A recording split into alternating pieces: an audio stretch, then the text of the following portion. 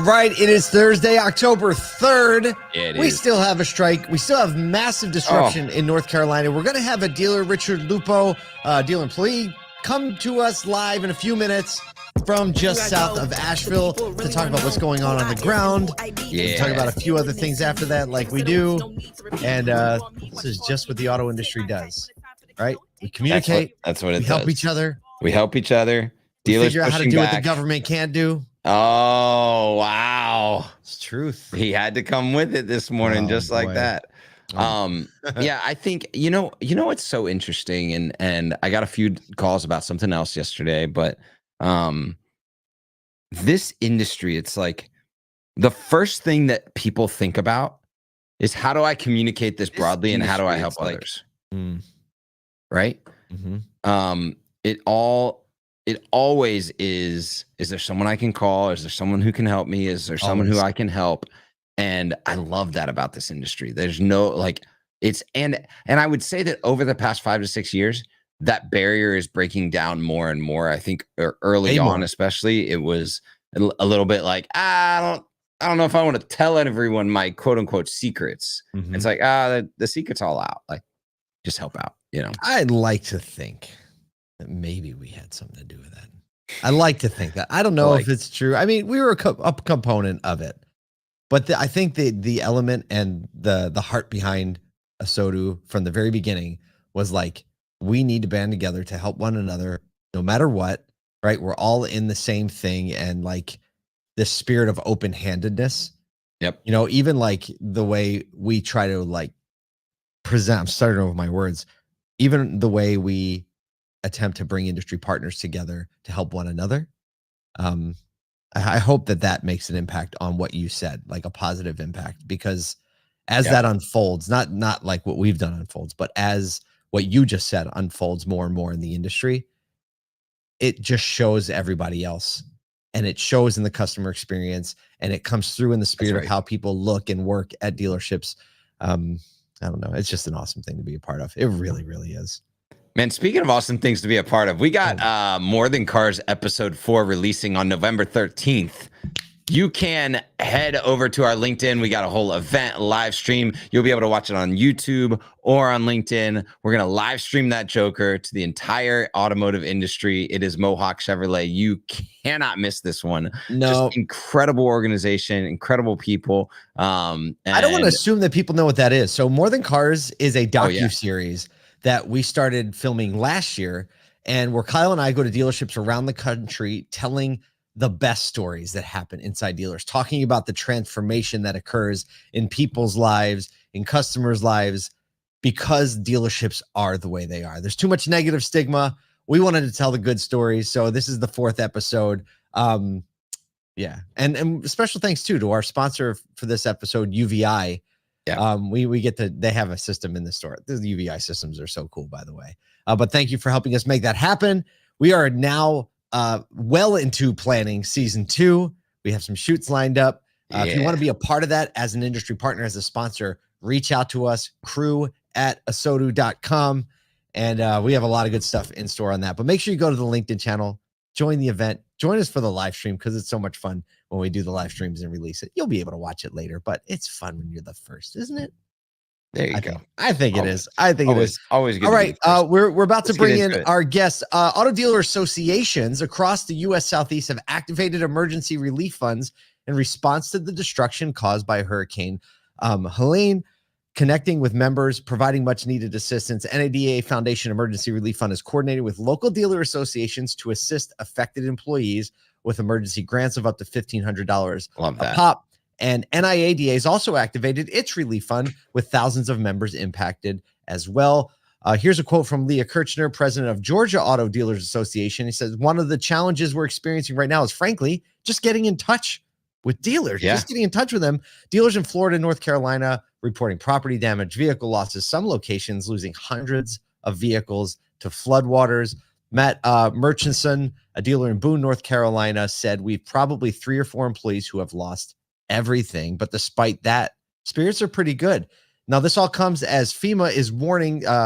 They announced yesterday that they're running out of money.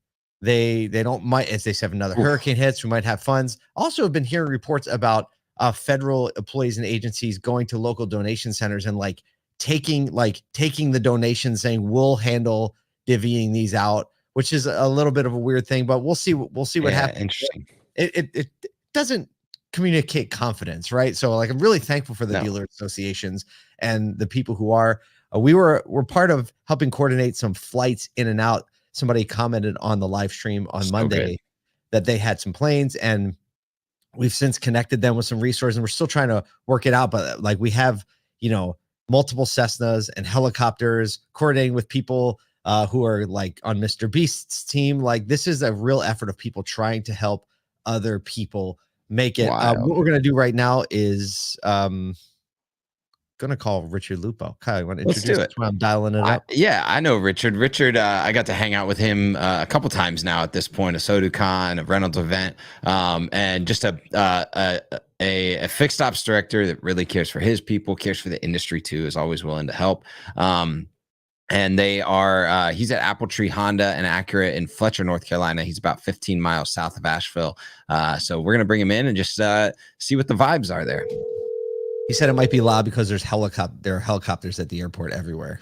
Oh my goodness. Just painting the picture for you all. Good morning. This is Rich. Rich, what's going on? This is Paul and Kyle. You're on the morning show. Thank you so much for giving us some time today. It's my pleasure. I'm glad to get some updates out there, and thank you guys for reaching out and giving us the opportunity to get some information out there for everyone. Yeah, absolutely.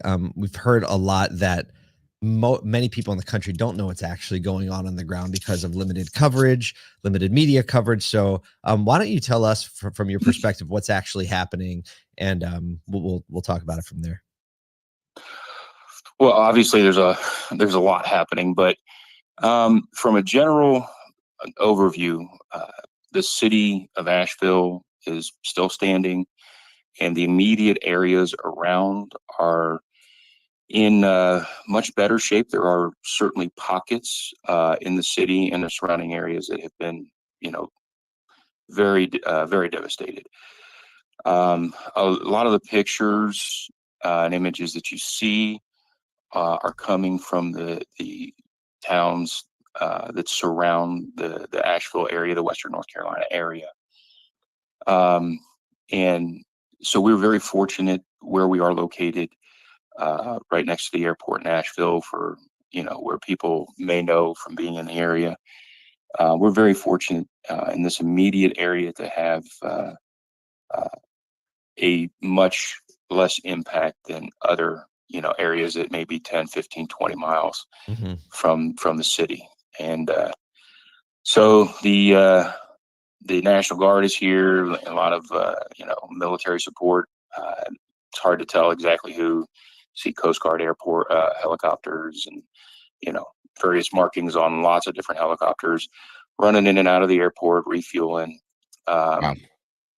And the utility, the line crews, they're out there doing everything that they can.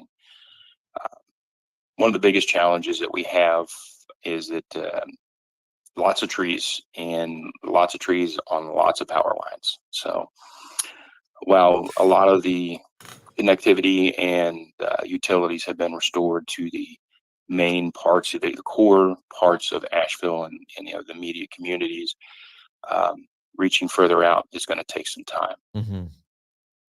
So that's it's kind of what's going on. We are helping out as we can with the people in our communities, our team members. Awesome. We have had we've got about 170 people on staff here, and everyone to a T has checked in and is safe. That's great. Yeah, we're very, very, very blessed to be in that situation. We've had a handful of people that have had damage, with a couple of people that have had pretty significant damage to their homes, and one person has had very, very significant damage to their home. So, and we're working to assist them, and there's a lot of immediate needs that Red Cross and the agencies, FEMA and things like that, are helping. there's a lot of work to do. And so can you tell us what does I'm going to ask, some comments are coming in on the live stream. Michelle Langford says hi, by the way. Also questions on like, how can we help? And we'll get to that at the end of the conversation. Tell us about what the status is of the dealer operations and what you're hearing from other local dealers, like from the industry standpoint. What are the dealers doing? Are you up and running? Are people having like needs that you're able to help with as the stores close? Like what's going on? So what I can tell you is it's very geographically oriented. We have one dealer that's a local family that owns some dealerships here in the area, and their dealerships were in some low-lying areas, and they were able to move a lot of their inventory out of the way, but their buildings were damaged. I did the drive through the parking lot yesterday, and they had the Serve Pro guys out there, the restoration guys out there, cleaning everything and doing everything. So I know that they're doing everything that they can. They've got a large organization too, and they're doing everything they can do to get back open. We are open. Our buildings, our campus sustained very minor damage in the grand scheme of things. Utilities were restored, power and water were restored on Sunday, but connectivity, everything is very connectivity dependent. Phones or internet, computers, all that kind of stuff are all internet dependent, and we've struggled with consistent connectivity. Most of the dealerships are in commercial corridors, so there weren't lots of trees that went down. And I do know that the dealerships that surround us in this immediate area, most of them have some sort of, minimal operations open and are working to normalize the processes and normal operations right now. Go ahead. No, that's awesome. Yeah. I mean, I think it's great to hear that a lot of the dealerships are still able to serve and be open. We've I think from like a help standpoint, I'm sure that there's some coordination going on if people wanted to get down there. We have shared a few things in our daily email. We'll continue to share those as they come up. And Richard, thanks for spending a little bit of time with us today, just giving us a little state of the union of what's going on there. We are praying and alongside you, and know that there are plenty of automotive people that are ready and willing to help. And we've seen that already come in with things like NIADA. And please keep sharing there, whether it be on LinkedIn or social ways that we can help or be serving the general community of auto dealers. Appreciate you, Richard. Oh, thank you. And just along those notes, of course, there's the normal channels. We are located, if you're coming from the south, or if you're coming from most directions, the interstates are open. We are right at the airport. We are right off of the interstate. If anybody has supplies that they want, if they don't know how or where to get them to, feel free to bring them right off the interstate. That's awesome. Literally, and you can drop them off here. We have people that need, and we can get them to the organizations that they can reach and be distributed. That's great. That's great news. Distribute. Yeah. We will get that out for sure. And again, if anything else comes up, right, feel free to text, call, whatever, and we'll do whatever we can to help you guys, absolutely. Help your community. Yeah. Thank you so much, guys. Any help is needed. There are some communities that are just absolutely devastated right now, and the helicopters and the National Guard will be gone in a couple of weeks, and the TV cameras will be gone, and then the real work starts. Right. And there's so many people displaced, and so many people that are going to need long-term help to get back to normal. Get back to a normal way of life, and that's where we've been a part of the community here for over 50 years, and that's where we're really going to try to step in, and there's no sense in trying to do what the Red Cross does right now. Yeah, right. Well, let's do this. Yeah. Let's make sure that we stay in touch, because it would be great to reconnect with you on the show also in a few weeks when all that happens. so that Sure. we can continue the kind of that long-term care from our industry to the people that need it. That's a great idea. Well, I appreciate that. And, we will definitely reach out, connect, and I'll give you some updates. The connectivity is coming back. It's been kind of a mixed blessing because we haven't had a lot of connectivity to see what everyone else in the country has been seeing. So, yeah. All right, then. Well, Richard, stay in touch. We'll be in touch, and let's just keep doing whatever we can to support one another. Thank you, guys. And I appreciate everything. And let me know.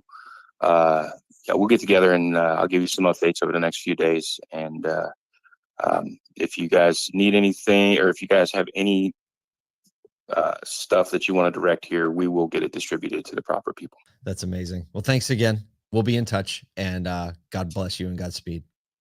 Thank you so much. Thank you. The prayers, the calls, the support mean a lot to the people in our community, and we're very blessed to be in this industry with great people like yourself and the people that surround us here. Well, it takes all of us. No crisis can win. We'll talk to you soon, Rich. All right. Thanks, guys. Bye-bye. Bye. Wow. You can just hear the exhaustion in his voice. There's exhaustion. Yep. Wow. Yep. That's it. Well, listen, you heard him. And so if there is anything you can do or wanted to send, we now have a point of contact as of right now, right next to the airport, that we can send and stage things to. So if you have any issues or you want to coordinate, please send an email to crew, CREW @asotu.com, and we will make sure we connect the dots. All right. Let's do this. A little bit of a longer show today. We said we were going to update on the port strike. So let's just get into it. The East Coast and the Gulf, obviously the disruption has begun. Containers are piling up, and this is threatening to severely disrupt the supply chain in the auto industry, with delays expected to last beyond the end of the strike. Obviously, each day of the walkout could create a week-long backlog. So you just think of how many containers coming in. Where do they put those things? It's a multiplier effect, says Michelle Drew Rodriguez of Roland Berger, explaining how every day translates into longer delays on the backside. Even if it ends soon, clearing the backlog is going to be challenging, as all industries will be vying for the limited capacity. Volkswagen's primary import ports are closed, but shipments are being diverted to Freeport, Texas, and Davisville, Rhode Island, where operations are continuing. If the strike continues, though, they're going to shift their shipping to the West Coast. Wow. I know. Wild. So everybody's just kind of scrambling. We're keeping our eye on it. Yeah, I was with a parts director for a Porsche dealership last night, and they were saying hey, we're going to be good. We've redirected, or our port is fine. There's a lot still. It seems like automakers feel comfortable at this point with kind of what's going on and where to get stuff. I think we're going to see, honestly, but it's unnerving. The longer it goes, and we'll see how even consumer goods are due over the next few weeks. It's the level of comfort that's unnerving. I don't know if that's we're just getting used to these types of things now, right? So that we're we'll be fine, right? We did go through a pandemic, and we're we had no toilet paper, Kyle. That's not going to happen again. Paper.